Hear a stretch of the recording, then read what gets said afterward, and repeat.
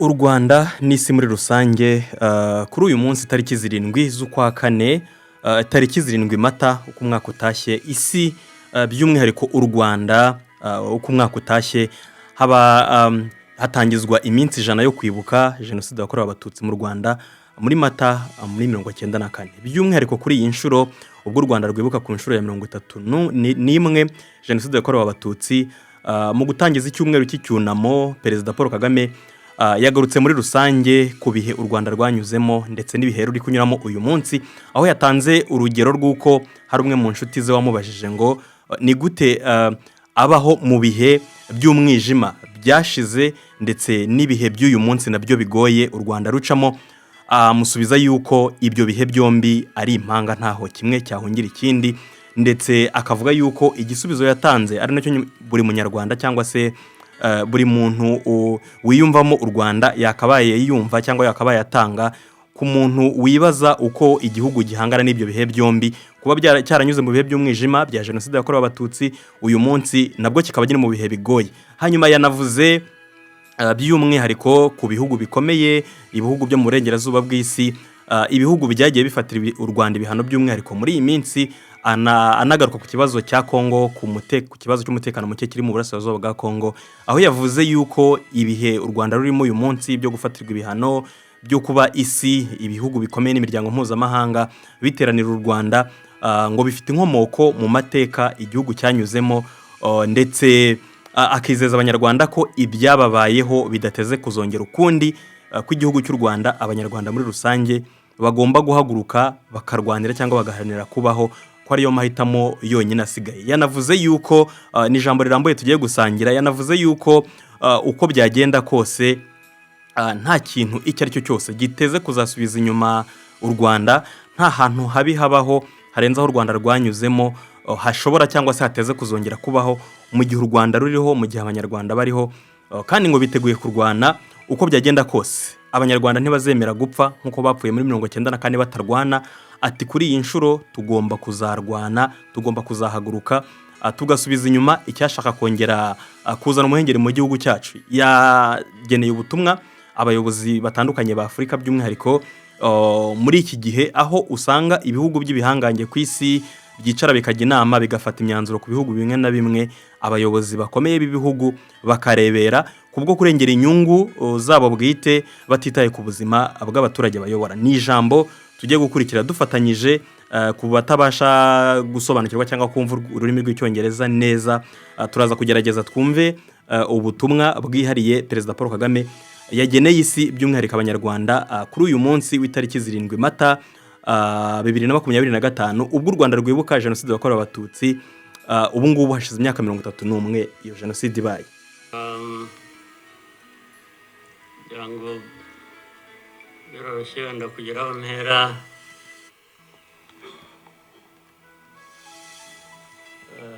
ndahera ku mateka Bizimana yatubwiye.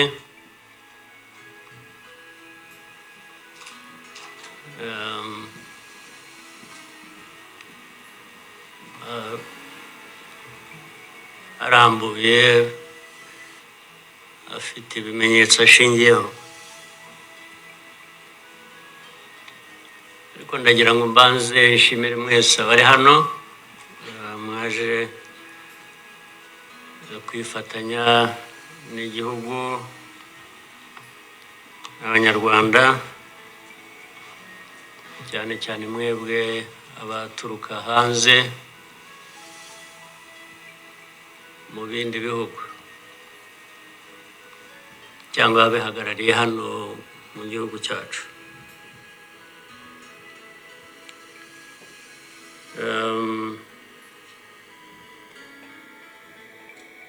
Ndabashimira kuko kenshi ko dusigaye tubibona ko bisigaye biri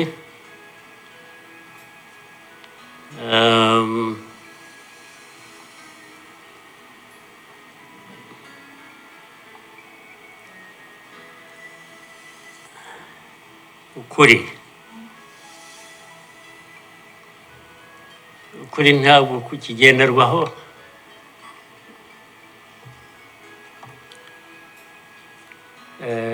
nacyo gituma, ariko reka mvugane, hari umuntu w'inshuti yanjye wigeze kumbaza atari ko wowe nk'umuntu ubaho ute ugahuza bimwe, ndaza kubivuga mu rurimi rw'amahanga, arambaza tubaho ute ugahuza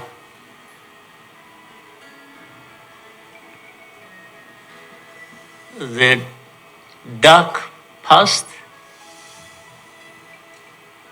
and the cruel present.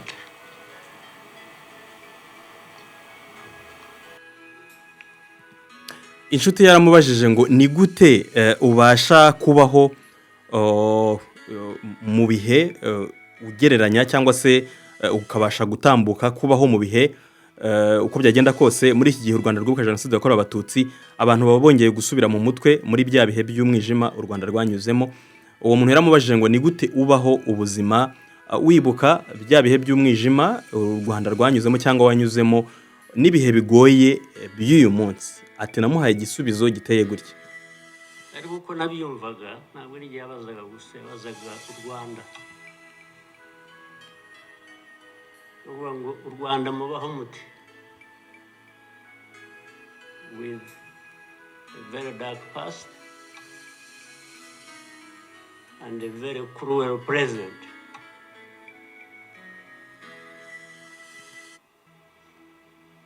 Icyo namushubije nuko from the beginning we were under an illusion that the two were siblings. Ati kuva kera na kare twari tubizi neza ko ibyo bihe byombi, ibi bihe by'umwijima u Rwanda rwanyuzemo ndetse n'ibi bihe by'uyu munsi bigoye ari ibihe by'ibivandimwe, ari ibihe by'impanga, ari ibihe bihuye bisa nta buryo wabitandukanye. And we had to deal with them as such. You have to deal with the cruel present, knowing that it is very, very much related to the dark past. They are inseparable. Ati ibihe by'uyu munsi bigoye tugomba kubibamo, tugomba kubibaho tubizi neza ko bifite inkomoko mu bihe by'umwijima twanyuranyemo cyangwa twanyuzemo ntaho wabitandukanyiriza. So for us we have a choice to make. Twebwe dufite amahitamo twagira uyu munsi. You are either crushed in between, ushobora kubigumamo hagati ukabigwamo ukabipfiramo, and you stop existing, or you stand up and fight. cyangwa se ugahaguruka ukarwana.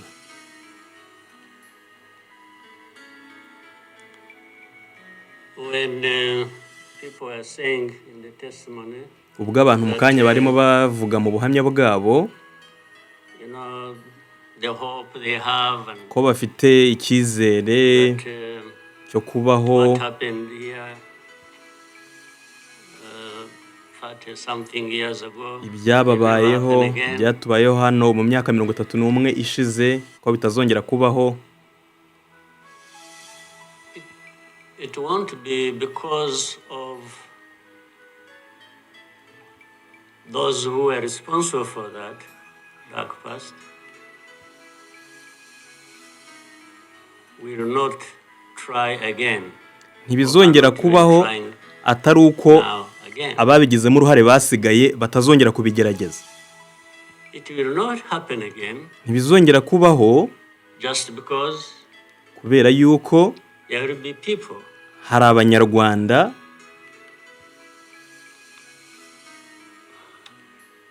who will stand up bazahaguruka and fight. bakarwana.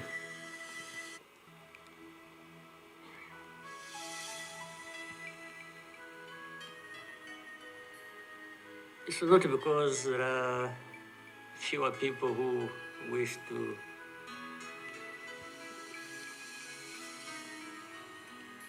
perish or who would have wished us all to disappear, this country to disappear.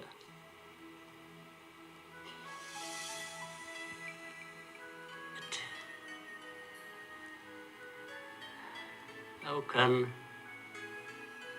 people accept that? How can people not stand up and fight? Ni gute abantu batahaguruka ngo barwane baharanire kubaho? Anyway,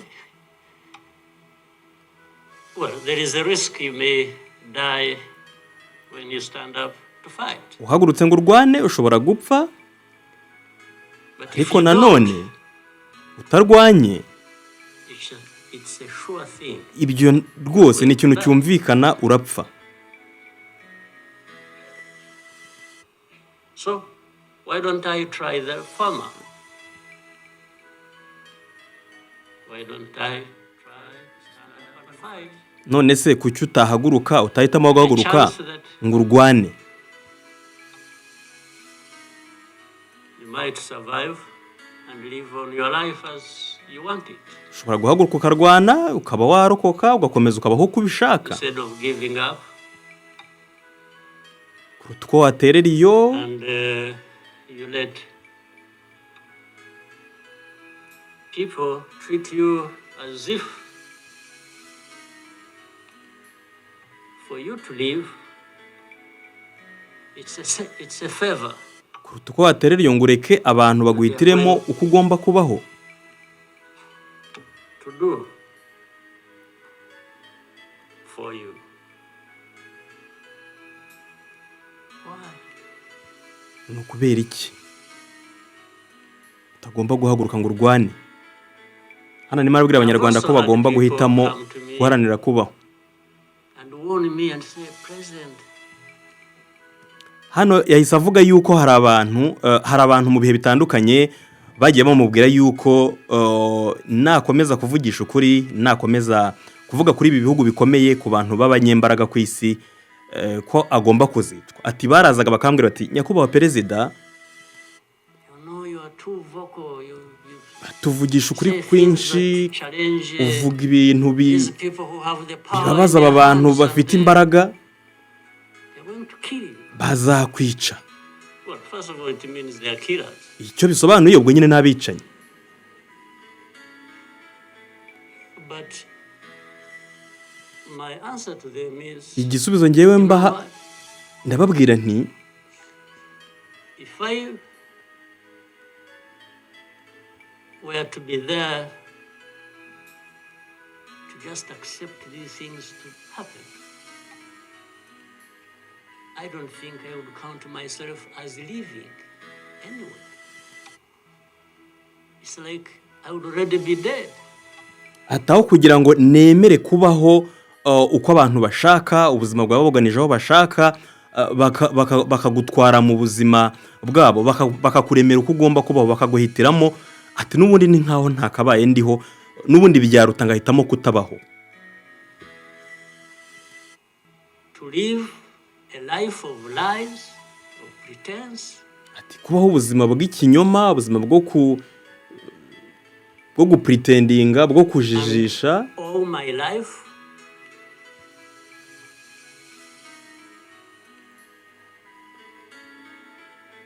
to somebody else. I would be dead anyway. Ataho kugira ngo mbeho mbikesha undi muntu, nahitamo gupfa. Kuki nahitamo gupfa ndwana?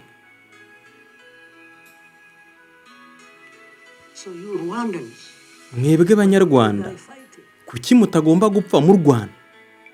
instead of dying anyway. Kuki mudahitamo kurwana kuruta uko mwapfa gutyo gusa? Just dying like flies. Mugapfa nk'udukoko. Kubera iki? Flies nyawe nk'amasazi, utuntu tuguruka. Ati ubu butumwa bwanjye nanone ndashaka ko bugera ku bandi banyafurika.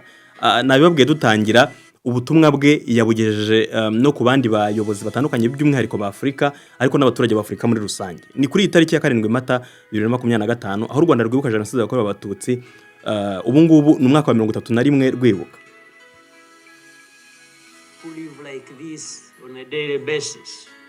Ndashaka kubwira aba banyafurika bagenzi banjye babaho muri ubu buryo umunsi ku munsi. Bamburwa ubumuntu kandi noneho bakabyemera, bakabaho basabiriza basaba kubaho. Nge sinshobora kubaho nsabiriza, sinshobora kuwusaba uwo ari we wese. Twebwe tuzarwana.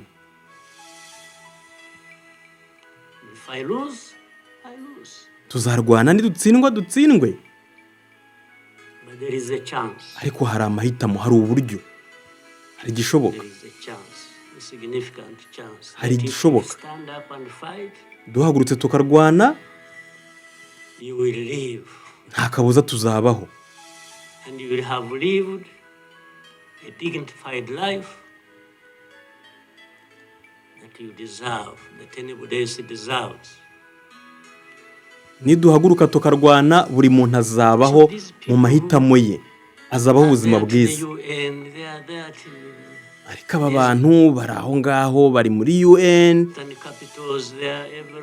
bari ahantu hose, noneho barashaka guhanura u Rwanda. When you are talking about Rwanda and ganging up together against Rwanda, you think it's some country that is...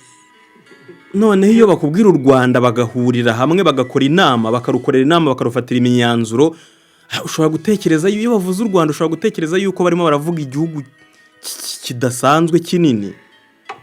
Then when I remember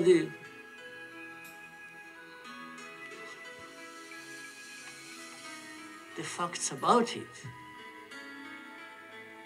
I just imagine the world has gone amok. Ariko nyine iyo nibutse ukuntu u Rwanda rungana, nkibuka ubuzima rurimo, nkibuka ibirugize, numva mu by'ukuri si itarimo iragana aho ikwiye kugana, ntirimo irakoresha ukuri. Tugomba kubaho ubuzima bwacu, tugomba kubiharanira. Kandi nzababwira umuntu uwo ari we wese, nzabwira umuntu umureba mu maso ngo ajye ikuzimu. Umuntu uzaza atubwira twaguhana, turagufatira ibihano, kugira gute? Ndakubwira ngo gikuzimu. Ndakubwira ngo nzakubwira ngo gikuzimu cyangwa iyahure. Ufite ibibazo byawe ugomba gukemura, kemura ibyawe, nanjye nkemura ibyanjye. This is the spirit I think Rwandans must have. Ndumva uyu mutima w'abanyarwanda tukwiye kugira, intekerezo abanyarwanda tukwiye kugira umunsi ku munsi niyi. So my worry is not about how powerful these people are. Ngewe impungenge mfite ntabwo ari uko aba bantu bafite imbaraga ari ibihangange, throw anything at us. Ko bashobora kudushyiraho ibibazo ibyo ari byo byose. Ibyo ntabwo bintera ikibazo ngewe. I worry about one thing. Ngewe kintera ikibazo ni kimwe. Which has lived on for centuries. Ni ikintu kimaze imyaka magana n'amagana. It's for Rwandans. Ni ikintu kireba abanyarwanda. It's for Africans. Ni ikintu kireba abanyafurika. Who sit back and find nothing wrong with accepting to be treated like that. That's my only worry. ni gute aba banyafurika bicara bakemera ko ibi bintu bibabaho? Nicyo cyonyine kintera impungenge, nicyo cyonyine kimbabaza. When can Africans Ni gute refuse to be umunyafurika, umunyarwanda abihakanya akabyanga, to be told they have no value,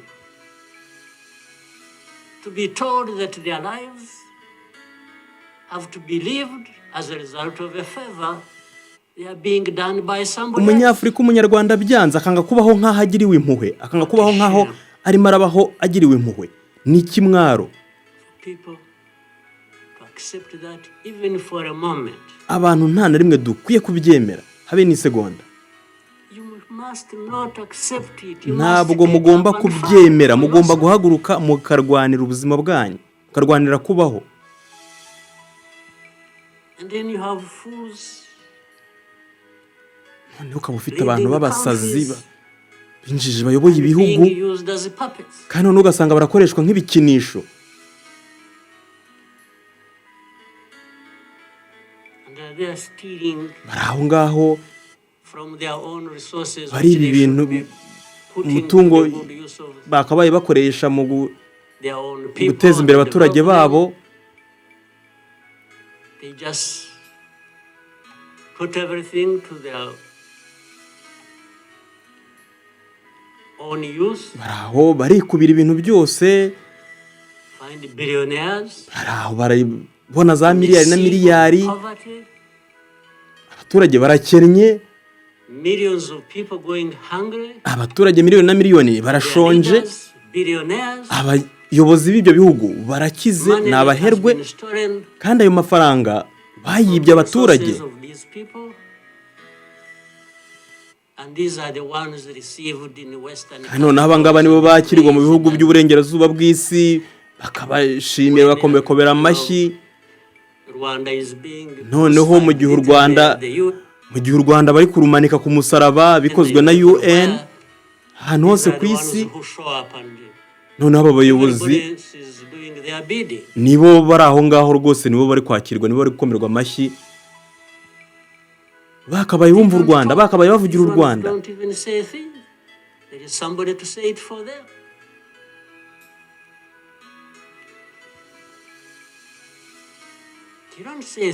Nta kintu na kimwe bavuga. U Rwanda barushyira ku musaraba, barishikeye.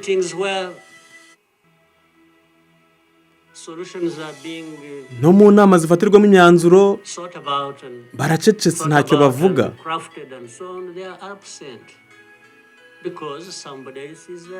Bari aho bafite ubavugira,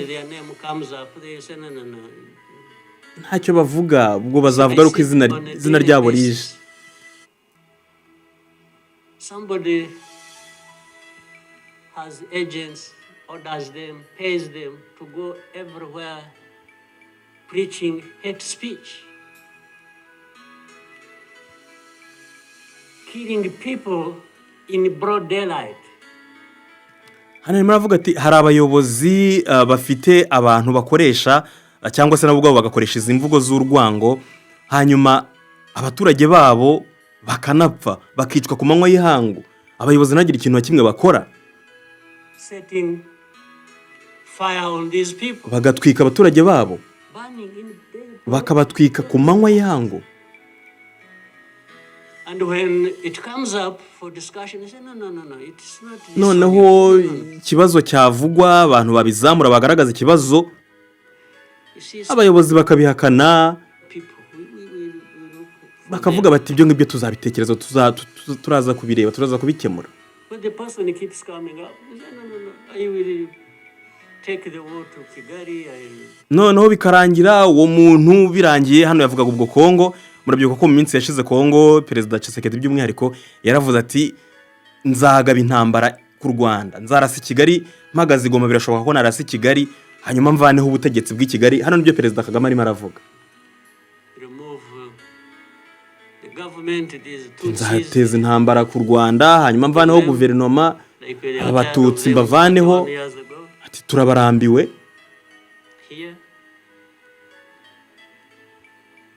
And it's okay. These wonderful people these powerful people who tell us what to do and what to do. noneho umuntu akavuga ibyo, umuyobozi w'igihugu akavuga ibyo, akavuga yuko azavanaho ubutegetsi bw'i Kigali, azavanaho guverinoma, barambiwe ubuyobozi bw'abatutsi. Ibihugu bikomeye, aba abantu bafata nk'aho ari bo bantu beza, bagaceceka bakafata nk'aho ari ibintu bisanzwe, They are okay with that. bakabifata nk'aho ari ibintu bisanzwe rwose, They are fine with that. ni ibintu bisanzwe kuri bo. And they expect us noneho bakumva yuko twebwe tugomba kubyakira, natwe tukemera yuko ibintu bigenda gutyo. in broad Ibi daylight. bikaba ku manywa y'ihangwa abantu babireba. Hate speech, Amagambo y'urwango, killings of people for their identity, kwica abaturage bazira uko uprooting bavutse, them from their homes, bakameneshwa bakavanwa mu most of them byabo, are refugees here in this bakaba impunzi. Hano turazifite impunzi, We have 125,000 dufite ibihumbi birenga people 125 living in the camps, baba mu nkambi, uprooted from their homes. bakuwe mu byabo, barameneshejwe Eastern Congo. mu burasirazuba bwa Kongo. And then these powerful good people come here and pick one, Noneho ibihugu bikomeye bikaza bigafata umwe, babiri, batatu, ubundi bakaza bagatwara batanu, bakajya kubatuza mu bihugu byabo byiza, of theirs. And they leave the majority here. hanyuma bagasiga ibihumbi n'ibihumbi hano, And they expect us to kandi be bakumva thankful yuko and tugomba to say kubashimira huge ko bakoze ikintu gesture of kidasanzwe, generosity. ko bakoze igikorwa cy'ubugwaneza. First of all, they take them Icya mbere, knowing that babatwara these are actually babizi refugees neza ko from the neighboring ari countries. impunzi zavuye mu gihugu duturanye. They don't take them as Rwandans. Ntabwo babatwara nk'abanyarwanda, They take them as refugees. babatwara nk'impunzi zavuye muri Kongo.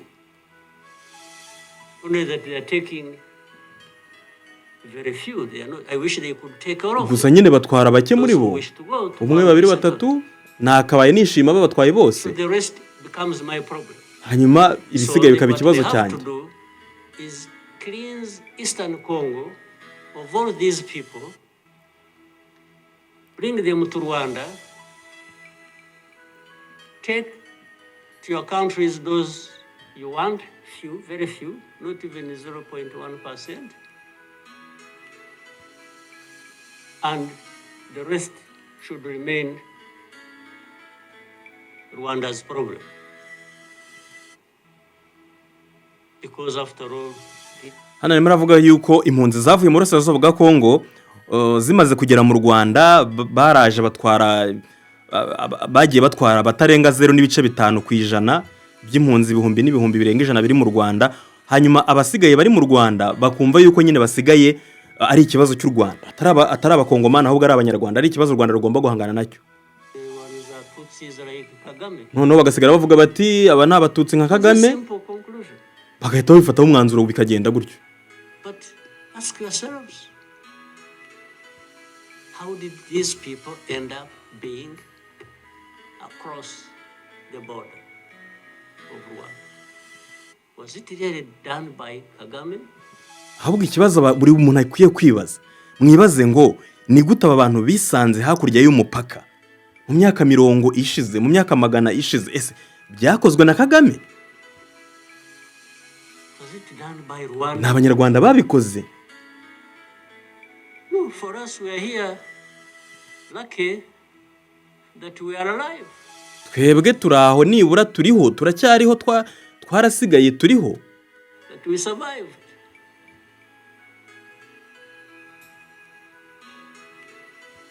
So,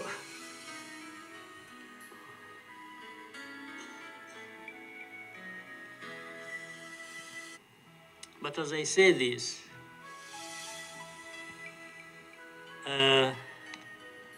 even for my sanity and the country's sanity, we have sometimes to just try to do things differently. Meaning, if you want to be helpful, if you want us to be partners, we are happy to play our part, and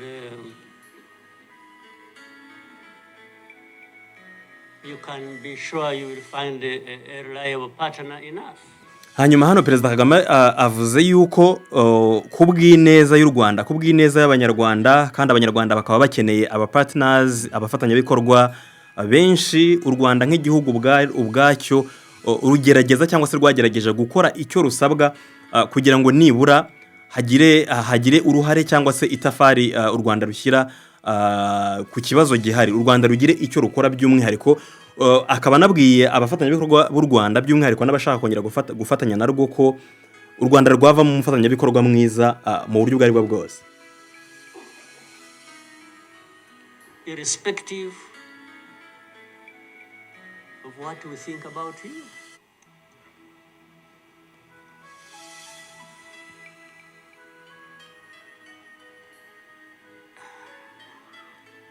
You know,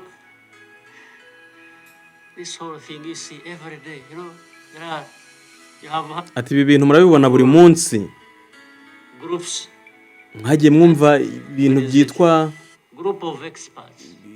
itsinda ry'impuguke. You have heard of that thing?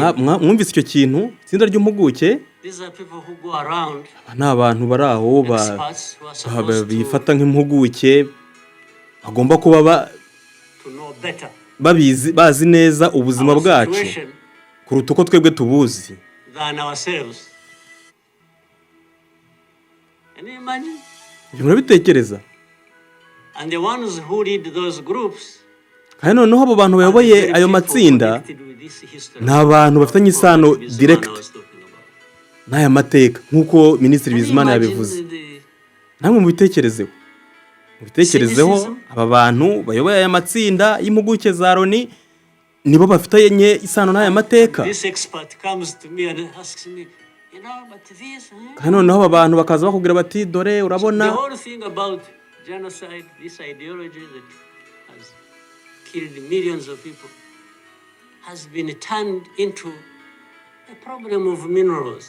ati hanyuma ibintu by'ingengabitekerezo ya jenoside bihari no kuba hari aya mateka jenoside yakorewe abatutsi byahindutse rwose, byahinduwe ikibazo cy'amabuye y'agaciro mu burasirazuba bwa Kongo. hano ni hageze. You know, it's okay.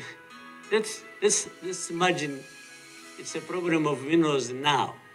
ati reka wenda dutekereze yuko ari ikibazo cy'amabuye y'agaciro ubu ngubu nona. Was it a problem of minerals? none se byari ikibazo cy'amabuye y'agaciro muri 1994? Which minerals were we fighting? ubu se none aha ngaha hano twicaye ni naye mabuye y'agaciro turi kurwanira. Just imagine. Nimutekereze Which neza, minerals? ubu naye mabuye y'agaciro turi kurwanira hano. Second, cya if kabiri, it were to be minerals, niba koko ari amabuye y'agaciro, how many are actually fighting ni for these bangahe minerals bari kurwanira in amabuye those y'agaciro places, muri assuming kiriya gice? you found evidence Reka about dutekereze Rwanda yuko being wabonye ibimenyetso ku Rwanda ruri kwiba amabuye y'agaciro, what's happening in Congo for minerals in Eastern Congo. ruri kurwana muri Kongo rushaka amabuye y'agaciro.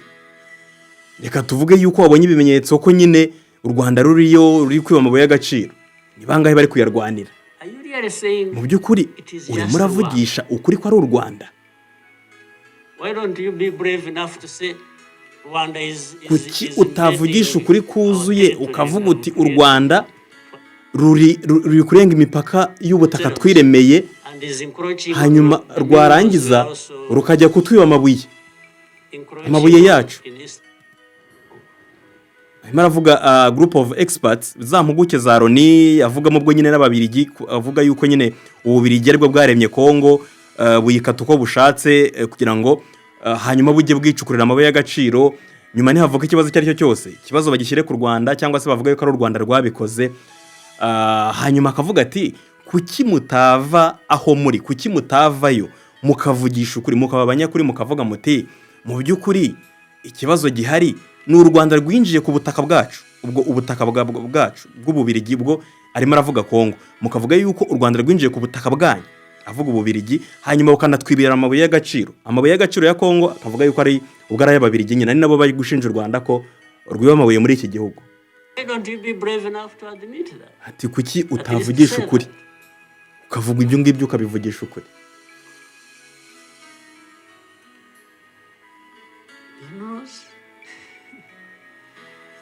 if what is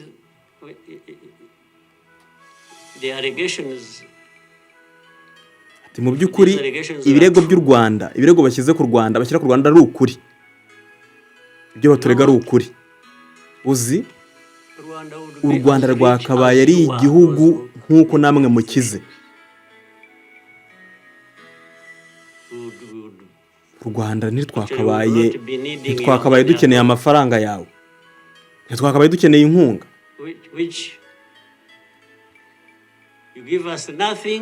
twakabaye dukeneye inkunga yawe nke uduha ubusa, warangiza ukaza ukayidukubitisha. Yeah, that is the world between the dark past and the cruel present. Hano arimo asobanura ati isi turimo uyu munsi kuhahiseho u Rwanda h'umwijima no mu bihe by'uyu munsi bigoye cyangwa biremereye u Rwanda ruri kunyuramo, isi y'uyu munsi ni gutyo imeze. Umuntu aravuze ati uri muri Bambwiye y'agaciro muri Kongo, yarangiza akakubwira ati ukeneye inkunga, tujye guhagarika izo nkunga kugira ngo uve muri Kongo. Ati abo u Rwanda koko ibyo bururega ari byo, rwakabaye rumaze gukira, rwakabaye rufite amafaranga menshi, kwereka isi turimo ukuntu imeze, ntikeneye ukuri. Ibyo yavuze atangira.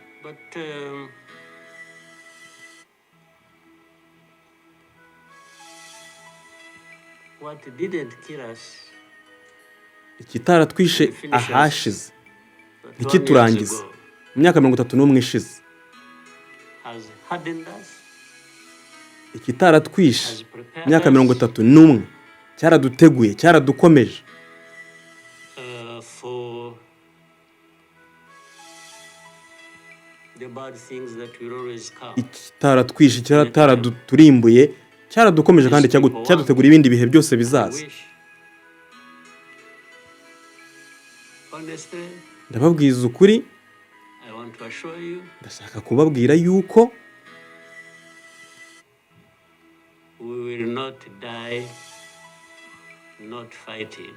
ndababwiza ukuri ntituzapfa tutarwana nkuko byagenze.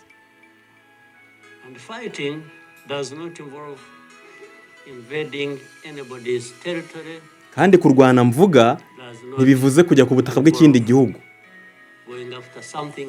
ntabwo bivuze kujya kurwanira ikintu kitari icyacu.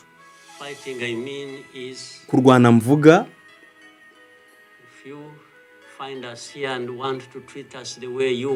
kurwana mvuga ndavuga ngo nuramuka uje hano ukadusanga hano ukatwereka uko tugomba kubaho, ndakubwira yuko ntabwo uzatsinda, ntibizakunda. Hano yavugaga ko u Rwanda ntiruzigera rwinjira ku butaka bw'ikindi gihugu, ntiruzigera rujya kujya gushaka ubukire cyangwa se ubutunzi butari ubwarwo, ariko ko umuntu uzaza ku butaka bw'u Rwanda akarwera uko rukwiye kubaho, agashaka kurugaragaza agati nk'uko byagenze mu myaka 31 ishize, ntibizigera bikunda. Uwo muntu ntazigera atsinda.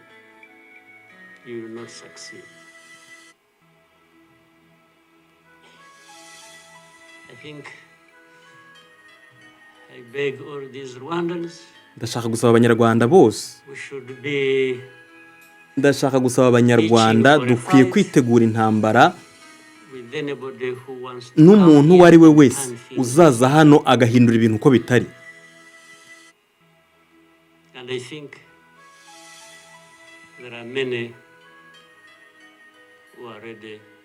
Kandi nzi neza ko hari abantu benshi biteguye kwinjira muri iyo ntambara.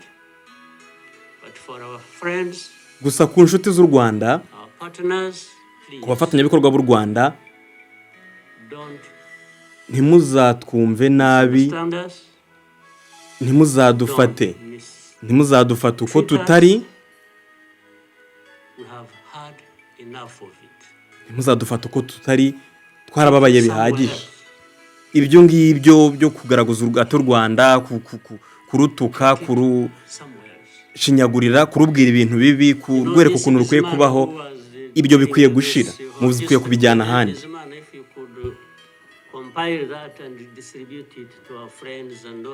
Turabona ibi ngibi Bizimana yavuze, nanjye nkeneye kopi y'ibyo yavuze. Ukwiye no gufata kopi ukayiha buri muntu mu bantu bari hano, bakwiye kumenya ayo mateka, bakamenya uko kuri.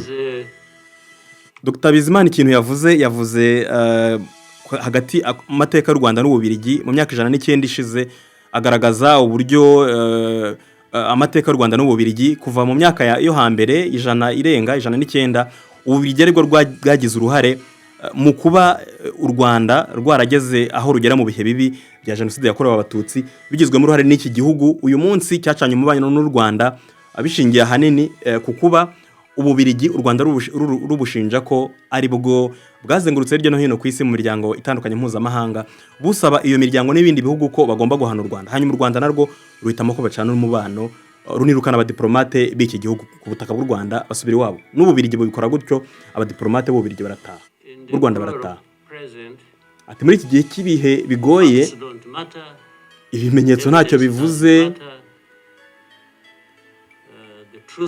ukuri nta kintu kuvuze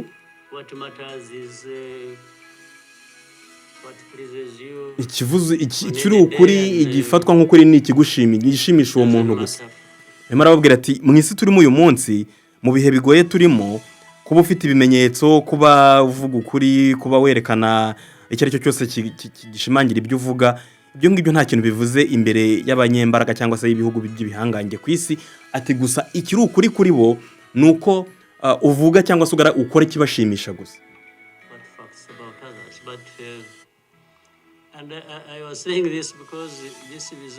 ati ibingibi mbivuze kubera yuko Bizimana yakoze presentation hari ibyo yatubwiye ku mateka y'u Rwanda n'Ububiligi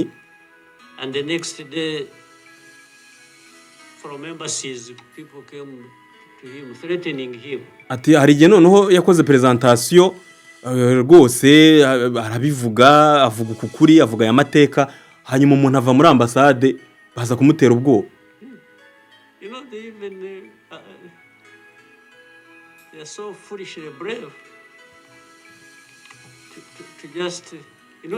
ibaze ko abantu n'abasazi baraje bamutera ubwoba ndetse hari na message banyujije muri Minisiteri y'Ububanyi n'Amahanga baravuga bati ariko uyu Bizimana uvuga ibi bintu ati Bizimana uvuga kuki Bizimana ati nuko akavuga ibi bintu hanyuma Perezida Kagame aravuga ati ikibazo suko Bizimana yaba bivuga ati ahubwo byakaba yari ikibazo yaba yaravuze ukuri kunyuranye nuko mwebwe muzi ati bamuteye ubwoba bamubwira yuko atazabona visa yo kujya ahantu hariho hose barabimubwiye bamureba amaso ku maso bamubwira yuko batazamuha visa kuva muri ambasade umukozi wo muri ambasade hano yavuga muri ambasade y'Ububiligi batera ubwoba minisitiri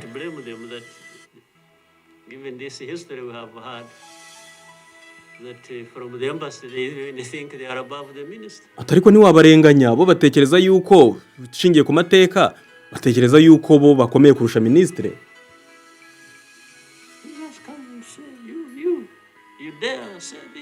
baraje bamubwira bati ariko nkawe koko wowe uragerageza ukavuga ibi bintu ati ntabwo yarimo aravuga ibinyuranye n'ukuri yarimo arababwiza ukuri ntibavuga ko yatangaje ibinyoma bo nyine kuri bo kuba wavuga ukuri cyangwa byaba ukuri byaba ibinyoma kuri bo ntabwo wemerewe kubivuga kuri bo niko bimeze muri iyi si igoye muri iki gihe ibi ngibi tugomba guhangana nabyo tugomba kuzahangana nabyo tugomba kuzahangana n'ibi bintu nta kindi dukwiye kubyibazaho that anyway, for us we are in a sort of not bad position because the worst has already happened to us. Ati ikindi kandi nabwiye abantu ko ibintu bibaho byatubayeho ikintu kibi cya nyuma cyatubayeho kandi nta kindi giteze kuzaba. So those who are scared, bari mwebwe mufite ubwoba muhangayitse ndashaka kubabwira yuko ndashaka kubakomeza mbabwira yuko ndababwira ukuri ko ibibi byarabaye byaragiye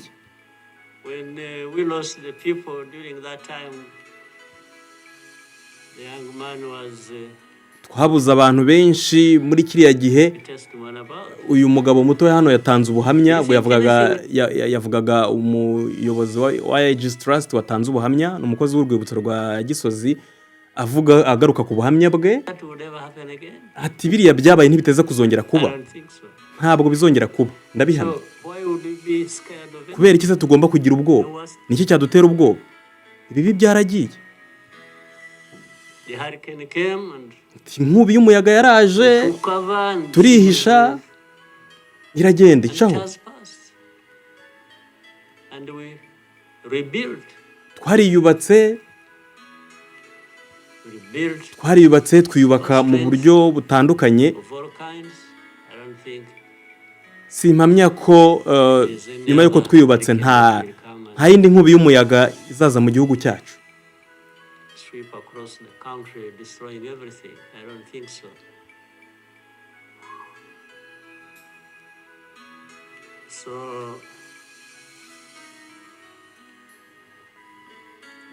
and this day always reminds us of some of the things that I ignored and the facts that remember the Ati uyu munsi ati hari ibintu nasaga naho naretse ntavugaga. Ati uyu munsi wigeze yaragiye kugaruka ku bihe yanyuzemo n'ingabo bagenzi bafatanyije mu kubohora u Rwanda mu guhagarika jenoside. Ati hari ahantu twagiye tunyura mu bice bitandukanye by'u Rwanda tugenda turokora abantu, hanyuma agiye kubabwira ibihewe ubwe yahanganye nabyo, abinyuramo abicamo, kandi akomeza urugendo. Hari ibihe yanyuzemo abasirikare bagenzi be, abasirikare bato bakamwereka bamubwira ati Perezida ngwino urebe uko ibintu noneho bimeze. Ageze igihe ibyo bintu abwira abo yayoboraga ko batagomba kubimwereka kubera ko ngo byashoboraga kumukura ku murongo, urugamba akaba yaruganisha mu zindi nzira bitandukanye n'intego ingabo za RPA zari zifite icyo gihe. Haracyakomeza.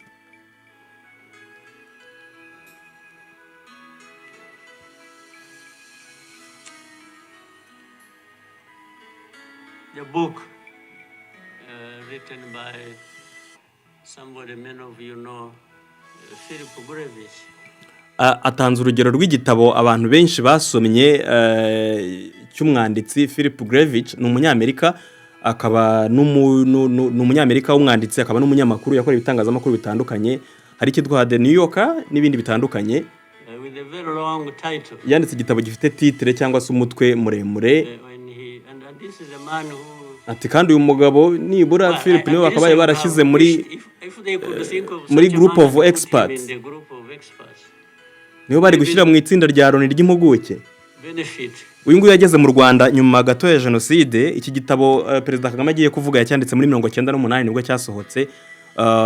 Cyari gikubiyemo ubuhamya bw'abarokotse jenoside yakorewe Abatutsi, kivuga ibihe bibi banyuzemo, ubuhamya bubabaje, ukuntu babagaho batariho, bakabaho babizi neza ko bagomba gupfa. Nicyo agiye kugarukaho. Ababishoboye bazagishaka. Byonyine kuba washyira umuntu mu itsinda ry'impuguke za Loni kubera yuko avuka cyangwa akomoka mu gihugu cyakolonije u Rwanda, ati ibyo ngibyo ntabwo ari byo rwose.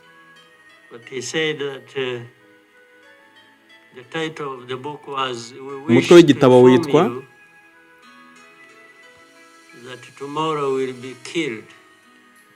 umutwe w'igitabo witwa We wish to inform you that tomorrow we will be killed. Turashaka kubamenyesha ko ejo tugomba kuzicwa. Niko iki gitabo cyitwa. Kuba bishoboye muzagishaka mu gisome, kirimo ubuhamya bwinshi cyane. With our families, you know, who were they informing? Ati aba bantu batanze ubu buhamya muri iki gitabo babwiraga ndi ninde wagombaga guhagarika ibyo bintu byagombaga kubabaho? Nta numwe. Byarabaye nkuko babivuze muri icyo gitabo nyine byarabaye, nta wabihagaritse. Abanyarwanda bazamuye ijwi babwira isi, ariko nta waje kubihagarika. Ejo tuzapfa n'imiryango yacu. Ni nkuko umuhamya muri icyo gitabo bukubiyemo ari nawo mutwe w'igitabo, ariko nta waje kurokora aba baturage, nta waje kurokora abanyarwanda, nta wari ubyitaye. Kandi koko imiryango yarapfuye nkuko babivuga. young man who was testifying here. harimo n'imiryango y'uyu mugabo uje guduha ubuhamya hano ndetse n'imiryango yacu. Iki gitabo kirimo ibyabereye za Mugonero n'ahandi. Who have been demonized every single day about our history. The history where there is a force that always has been attempting to turn victims into perpetrators. Hanyuma hano arimo aravuga ati ntabwo byumvikana uburyo aya mateka twanyuzemo, uburyo ibihe twabayemo, uburyo twarokotse, uburyo twagerageje kwirwanaho bamwe bakarokoka, hanyuma abangaba barokotse iyi jenoside yakorewe abatutsi byarangiye noneho isi ibahinduye noneho abanyacyaha, abandi bantu noneho ibahinduye abanyacyaha bakorera ubwicanyi abandi bantu. Hano rero magaraka kuri raporo zagiye zishyira u Rwanda mu majwi ko rwica abantu muri Kongo. Noneho aba bantu bari kuvuga ibyababayeho ubu ngubu nibo bahindutse abicanyi, nibo bahindutse abagome, nibo bahindutse abagizi ba nabi, ubu ntibagifatwa nk'aho aribo barokotse.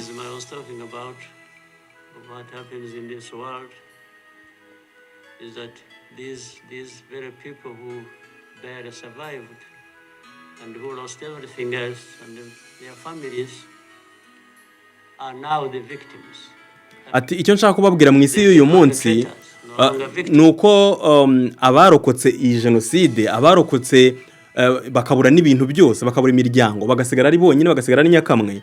Uyu munsi ntibagifatwa nk'abarokotse, ntibagifatwa nk'abahuye n'ikibazo, ahubwo bafatwa nk'aho aribo banyacyaha, nk'aho aribo bagizi ba nabi bica abandi bantu.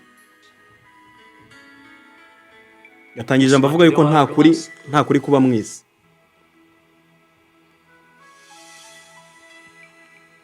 Create about us.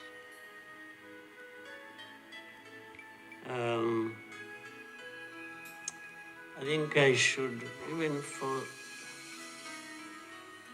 again, the sake of our sanity, maybe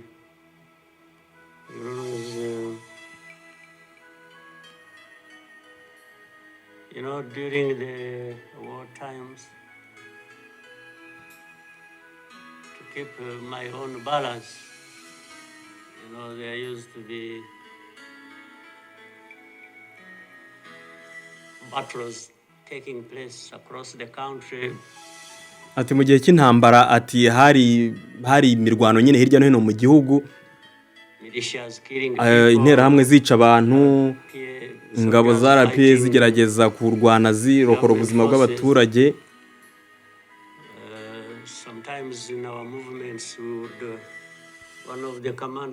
Hanyuma mu rugendo umwe mu bakamandazi cyangwa se mu bayobozi b'urugamba twari kumwe mu bayobozi b'abasirikare kambwira bati perezida bati ngwino hano urebe.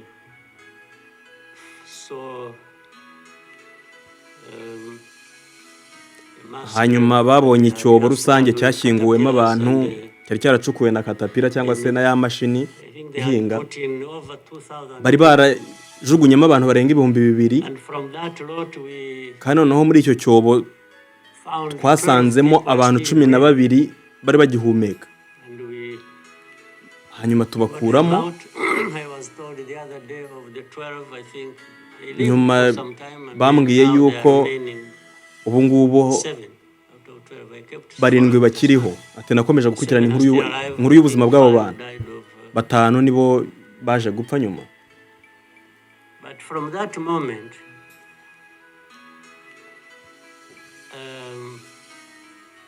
I told the commanders that they should never. Ati uwo munsi njya ku cyobo nkabona ibyo bintu n'amaso yanjye, nabwiye ba commanders ko batagomba kongera kunyereka ibyo bintu kugira ngo ngire nkomeze focusing, ntaza guta umurongo, ntaza gukomeza kubabazwa kugira intekerezo mbi kubera yuko nabonaga ibintu bibi. Impamvu nahisemo kutongera kureba ibyo bintu by'agashinyaguro ku baturage b'u Rwanda,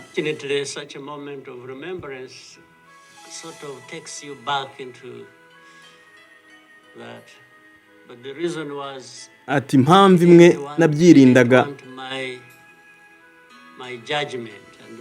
nangaga ko bituma mfata umwanzuro udakwiye kandi ndi umuyobozi ugomba gukomeza kuyobora urugamba kuko byashobora kunkomeretsa bikantera gutekereza nabi mpitamo ko nakomeza inzira bakamandazi banjye bakagerageza bakagira uburyo bo bakemura ibyo bibazo ngewe nk'umuyobozi w'urugamba ntakomeje kubireba kubona buri kanya iki ku cyobo bajugunyemo abantu harimo abagihumeka noneho mu mutwe wawe bigakomeza kuzamo kandi ari wowe uyoboye urugamba ntabwo cyari ikintu cyoroshye na gatoya.